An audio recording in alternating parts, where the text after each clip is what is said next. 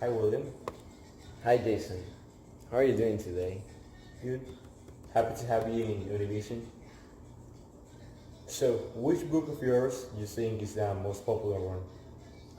Well, of course, my most popular book is The Lord of the Flies. Lord of the Flies is your most popular book, but which one is your favorite one?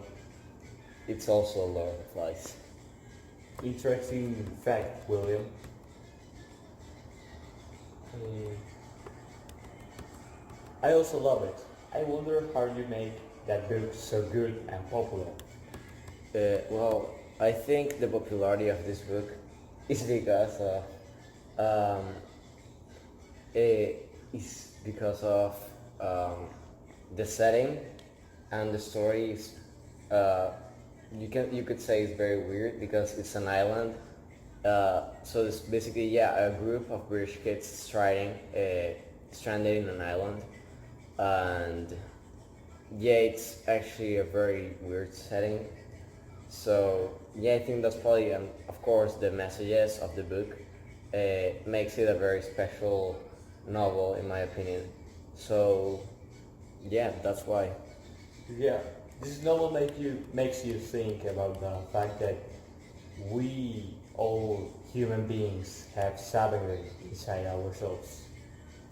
That's part of my message, that there's this savage, wild uh, behavior in each human person, and that's basically it. That everyone is born with some, not that much of an evil, but a savage part that doesn't. It's made to not to fall, to go against the rules, basically. But how this idea came to your mind? Uh, I just wanted to tell what I think would happen if a big group of kids were stranded alone in an island, without any authority, without adults, with no society, and how if they tried to make their own rules, or if they didn't, they would just go wild, without any plan. So it's a very weird story, but it has a very interesting message in my opinion. Yeah, that wakes up that curiosity of that. Only to see what happens to these particular kids. So a very important object at the start of the story on chapter 1 is the conch, which realms seems to own. What does it represent? The conch, it's introduced at the first chapter, and it's a very essential part of the story because it shows that it's basically you can see how Ralph finds it at first, and when he blows it, they actually manage to make a sound and makes it attracts the other children around the island, and they all reunite with around Ralph, and basically all the children are reunited in that one place, where he blew the conch, So it's very very important. It's basically represents kind of like the civilization because it reunites everyone, but it also represents democracy because you could see when they had discussions or having arguments in the whole group, they would pass the conch to the person who wanted to talk and give their opinion. So if they were holding the conch, they could give their opinion without being interrupted because they had the conch. So it's a very strong symbol of democracy, and I think it's like very essential in the whole story. Yeah, the conch was an important element that added symbolism to the book, but there are also other symbols inside the book. For example, the beast that terrified the Littons and the big kids on the island, in which In which things you inspired to create this kind of symbol? Well, basically, this beast, the kids actually never get to fight a beast like a monster, like a huge bear or something like that. But actually, the beast really is their savage behavior. This savage behavior they have shown through the story, especially Jack and some of his followers show a very savage behavior, and from the start of the story, they're always going against the rules, against Piggy and Rolf, and all of this savagery, this beast led to the death of Piggy and Simon, who are the ones who represented goodness, intelligence, and rational thinking. So yeah, basically that's what I decided to. That's the reason why I decided to make this story, and that's what it was based on. It was based on the Coral Island and many ideas World War II, because all these conflicts caused by the human being. So yeah, that's basically it. Yeah, happy to have you here. Yeah, it's sure. Nice to meet no you. problem. Thanks. It's the actual beast.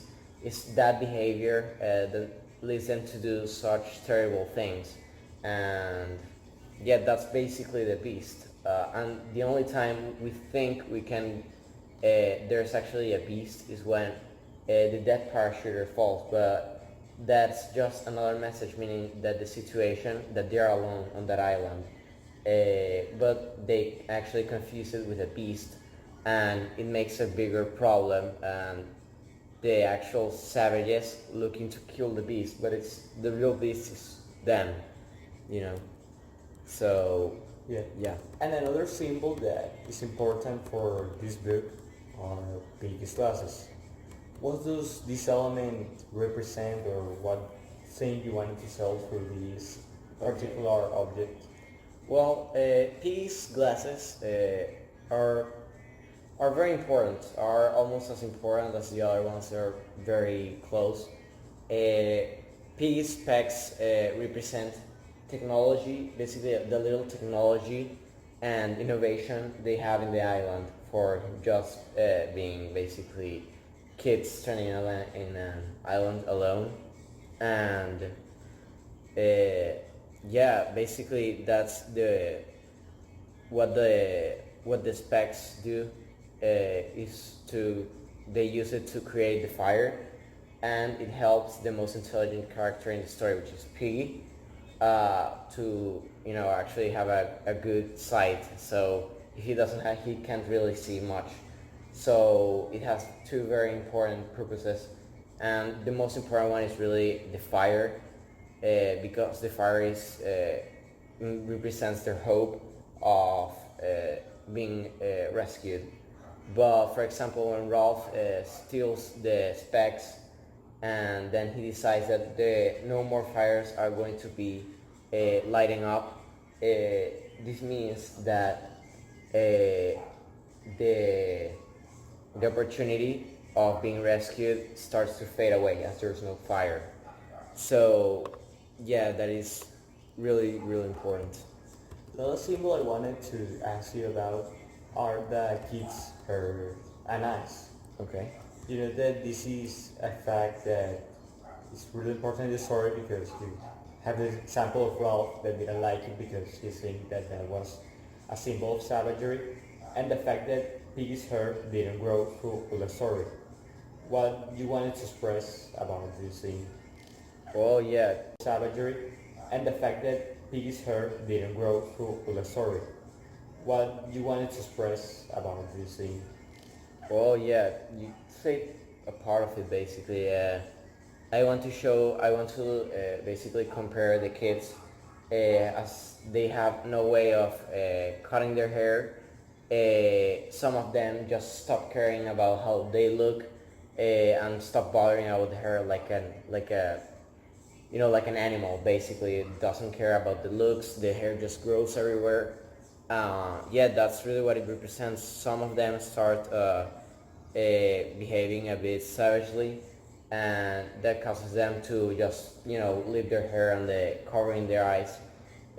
So yeah, but you can see on Rolf, he's always, and it's always said in the story, mentioned in the story each sometime, that Rolf is fighting his hair so it doesn't get in like his eyesight. So yeah, that is indeed very important. Okay. A particular question that I wanted to ask you, getting out of all the symbolism, is why there aren't girls on the actual story? Why did you decide to make this change and don't add girls and just a group of boys only?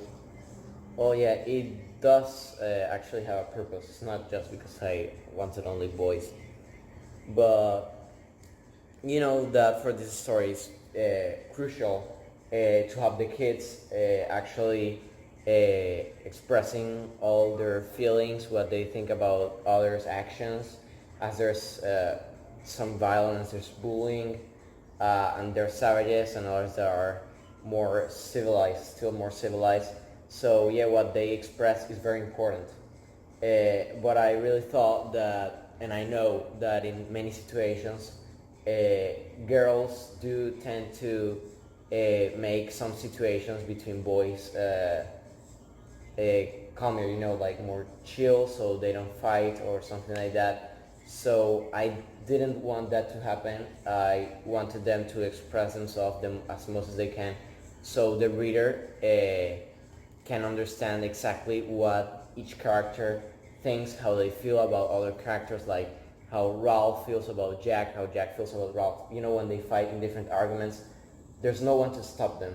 In this case, there could be a girl like stopping the fight, and we wouldn't be able to know exactly what they're fighting for, or their actual goal. So they wouldn't really express themselves that much. So yeah, it's really that, because I just really wanted the characters to express themselves as much as possible. Okay. And last but not least, in what scene, situation, or person you inspired to write this famous and successful book like is Lord of the Flies? Well, it's kind of a long story, because I went through those times, the times World War II was taking place. So I actually got a lot of influence about violence and terror, all of this caused by the human being. All the war, all the deaths. And it left me a pretty big influence, a very big influence through time. And then I used to read a book to my kid, which was The Coral Island. And it was based on a group of British kids stranded on an island. And in this case, they defeated a group of native savages. So I was thinking, like, what if because I was still, all the violence of World War II and all that, all those ideas, I thought if it was a good idea to mix those two to make a story. So I decided to make a story that was based on the Coral Island setting, with a bunch of British kids stranded on an island. But in this case, they didn't really fight they didn't fight against native savages, but what they actually fought against was this beast. But actually the beast, represents their savage behavior, which they really don't realize or just don't care, because they have so many savage ideas, thinking about going against the rules, always going against the rules. In this game, for example, Jack was always leading other kids to go against the rules, against Piggy and Rolf, and of this savagery, this beast led to the death of Piggy and Simon, who were the ones who represented goodness, intelligence, and rational thinking. So yeah, basically that's what I decided to